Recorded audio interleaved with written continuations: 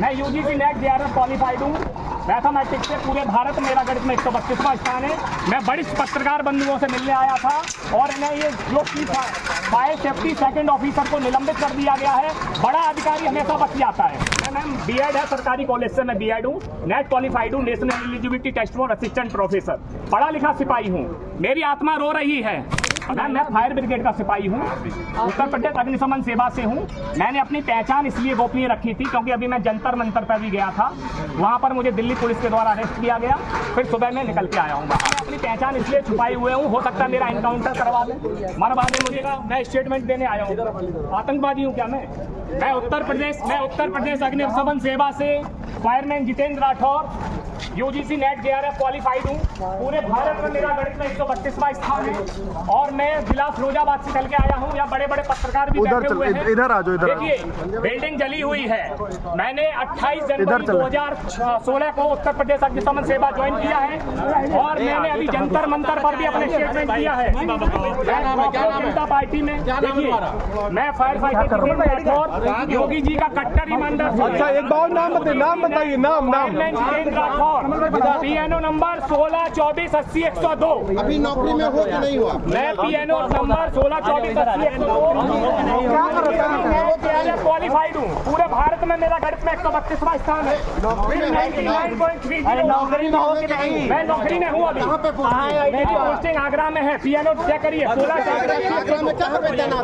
15 बच्चे मरे हैं। मैंने B Sc Narayan degree college Shikohabad से किया, M Sc from Saint John's college Agra, B Ed from government college TET CTET super TET.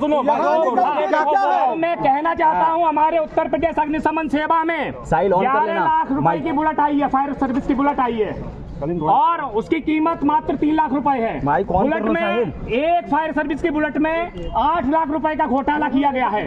DG fire service Avinash Chandra ji के द्वारा, जो अभी निलंबित होकर जो अभी रिटायर हो गए हैं।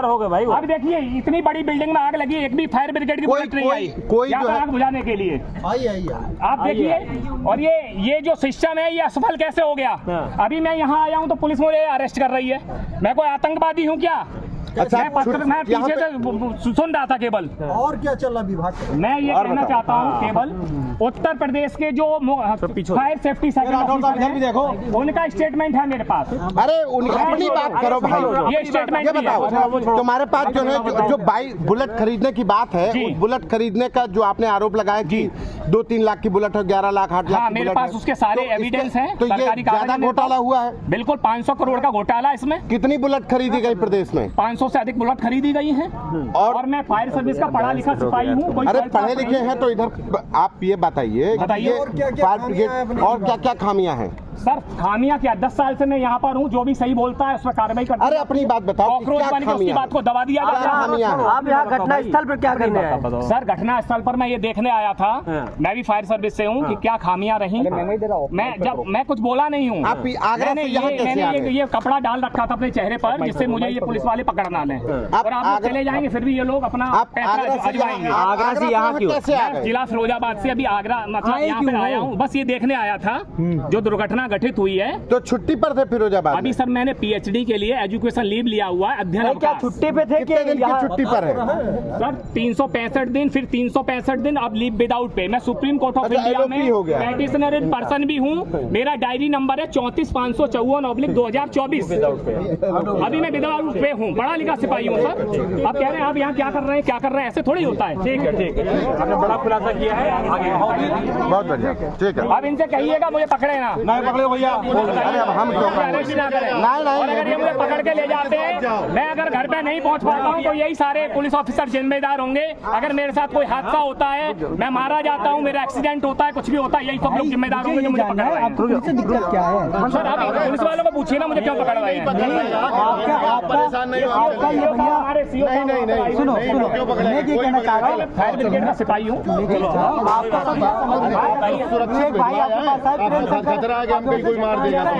चलो मैं यहाँ देखने आया हूँ। चलो देख लिया। अब एक चीज और मैं बता रहा हूँ, एक चीज और बताना चाहूंगा आपके कैमरा के माध्यम से।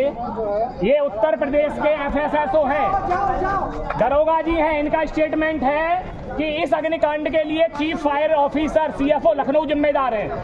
इन्होंने मुख्यमंत्री महोदय को प्रार्थना पत्र लिख के मुझे भेजा है।